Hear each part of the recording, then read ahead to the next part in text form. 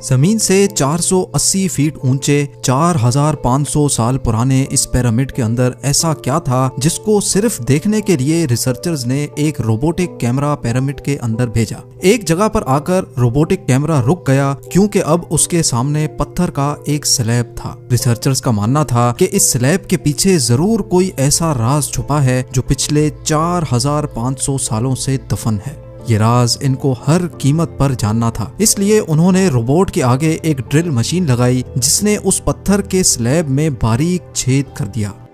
अब इस छेद के अंदर एक कैमरा भेजा गया जिसने स्लैब के उस पार एक ऐसा मंजर देखा जो पिछले 4500 सालों से किसी ने भी नहीं देखा था। ज़ेम टीवी की वीडियोस में एक बार फिर से खुशामदीद। नाजरीन, मिस्र यानी इजिप्ट में टोटल 138 ऊंचे तरीन पिरामिड्स मौजूद हैं जिन्होंने पिछले हजारों सालों से दर्जनों अर्थक्वेक्स और कई खतरनाक तूफान का सामना किया, लेकिन मजाल है इनमें से कोई एक भी इधर से उधर हुआ हो। इनमें से सबसे ऊंचा और बड़ा pyramid the great pyramid of Giza कहलाता है और इस पिरामिड की बेस का एरिया 13 एकर्स है। यानी इस पिरामिड के अंदर हैरत अंगेज तौर पे एक दो नहीं बल्कि पूरी 9 फुटबॉल फील्ड्स आराम से फिट आ सकती हैं। एक एस्टीमेट के हिसाब से इस पिरामिड में टोटल 23 लाख बड़े बड़े पत्थरों का इस्तेमाल हुआ, जिनमें से कई पत्थरों का वजन 50 टन भी था। अगर इसके टोटल वजन का अंदाजा लगाया जाए तो इस पिरामिड का वजन 60 लाख टन है, जो 12 बुर्ज खलीफा के वजन के बराबर बनता है।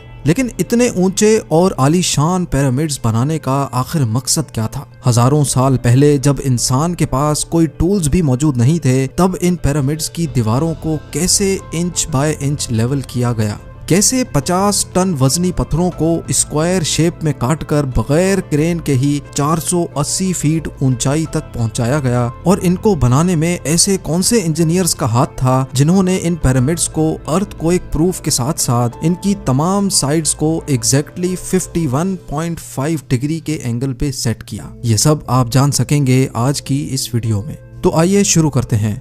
Challenge number 1। कई सदियों से मुख्तलिफ रिसर्च टीम्स इस पिरामिड की कंस्ट्रक्शन टेक्निक जानने के लिए सर जोड़कर बैठी थीं कि आखिर इस पिरामिड की हर side exactly north, south, east और वेस्ट पे बगैर कंपास के कैसे सेट की गई होंगी। कई एक्सपर्ट्स का मानना है कि उस टाइम के आर्किटेक्ट्स ने सबसे पहले ऐसी जमीन तलाश की होगी जो लाखों टन वजनी पत्थरों का वजन झेल सके। उसके बाद पोलर स्टार्स यानी वो सितारे जिनकी मदद से अर्थ के पोल्स का पता पड़ता है, उनकी मदद से पिरामिड की हर साइड को मार्क किया गया।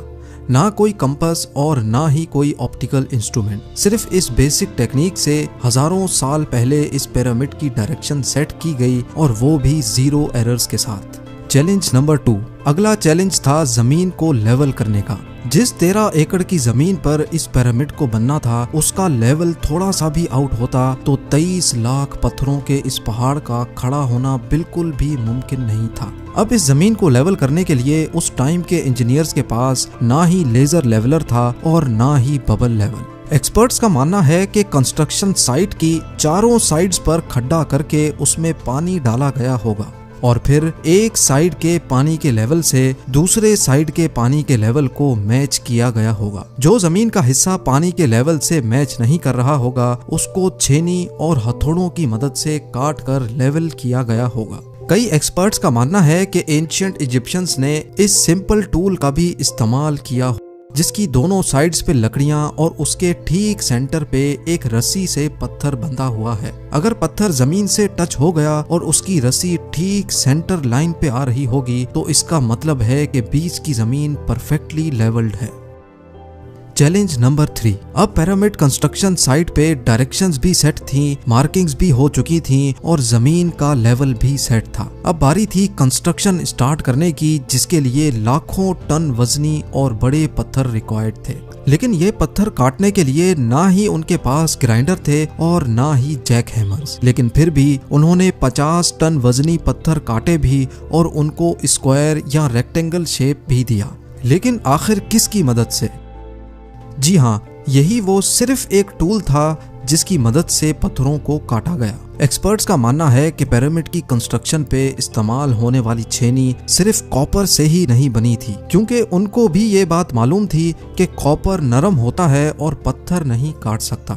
इसलिए इसमें एक केमिकल आर्सेनिक भी शामिल किया गया था। कॉपर और आर्सेनिक से बनाई जाने वाली ये छेनी लकड़ियों के हथौड़ों से पत्थरों पर ठोकी जाती थी और कई घंटों की मेहनत के बाद बड़े बड़े पत्थर शेप में लाए जाते थे।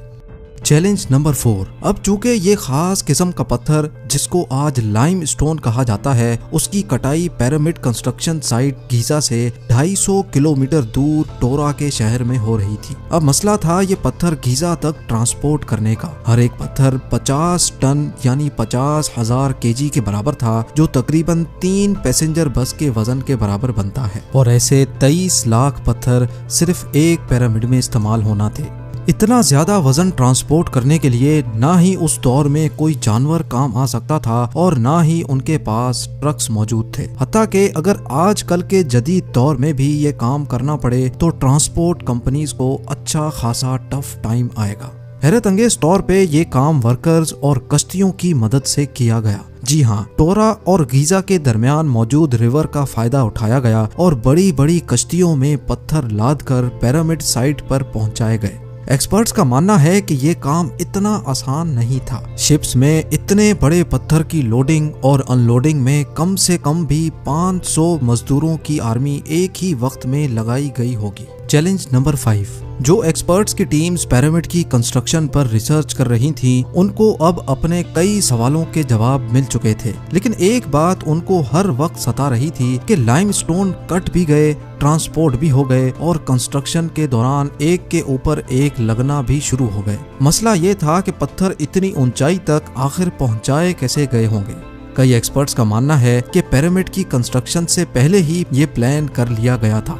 या तो ये स्पाइरल ट्रैक के जरिए ऊपर गए होंगे या फिर जिग जैग तरीके से, लेकिन ये बात तो तय है कि 50,000 केजी के पत्थर ऊपर मजदूरों की आर्मी की मदद से ही खींच कर गए होंगे। Challenge number 6। बात सिर्फ लाखों मजदूरों छेनी हथौड़े से लाइमस्टोन काटने और इतने बड़े पत्थरों को ट्रांसपोर्ट करने की ही नहीं थी। इस पिरामिड के अंदर कंपार्टमेंट्स, उनके अंदर जाने का रास्ता और कई छोटी छोटी सुरंगें भी बनाई गई थी। बाकी सब चीजें तो ठीक थी, लेकिन एक चीज एक्सपर्ट्स को हैरान कर गई और वो ये थी कि अंदर के कंपार्टमेंट्स में जो पत्थर इस्तेमाल हुआ था वो लाइमस्टोन नहीं बल्कि ग्रेनाइट था। जी हाँ, ग्रेनाइट एक ऐसा पत्थर है जो डायमंड के बाद दुनिया का सबसे सख्त तरीन स्टोन माना जाता है। आजकल के मॉडर्न दौर में भी ग्रेनाइट बड़े बड़े ग्राइंडर्स की मदद के सिवा काटा ही नहीं जा सकता। दुनिया भर से कई आर्कियोलॉजिकल एक्सपर्ट्स को पिरामिड का विजिट भी करवाया गया, लेकिन किसी को भी इस बात का सुराग नहीं मिला कि 4500 साल पहले इजिप्शियंस ने ग्रेनाइट जैसे ठोस पत्थर को इतनी सफाई से कैसे काटा था। आखिरकार कई सालों के बाद एक्सपर्ट्स ने इस मिस्ट्री को भी सॉल्व कर दिया। इजिप्शियंस ने ग्रेनाइट को इतनी सफाई से एक ऐसे आरे से काटा था जिसके दांत ही नहीं थे। जी हाँ, बगैर दांतों वाले इस आरे के दोनों साइडों पर वजन डालकर इसको ग्रेनाइट पर चलाया जाता था और बीच में बजरी डाली जाती थी।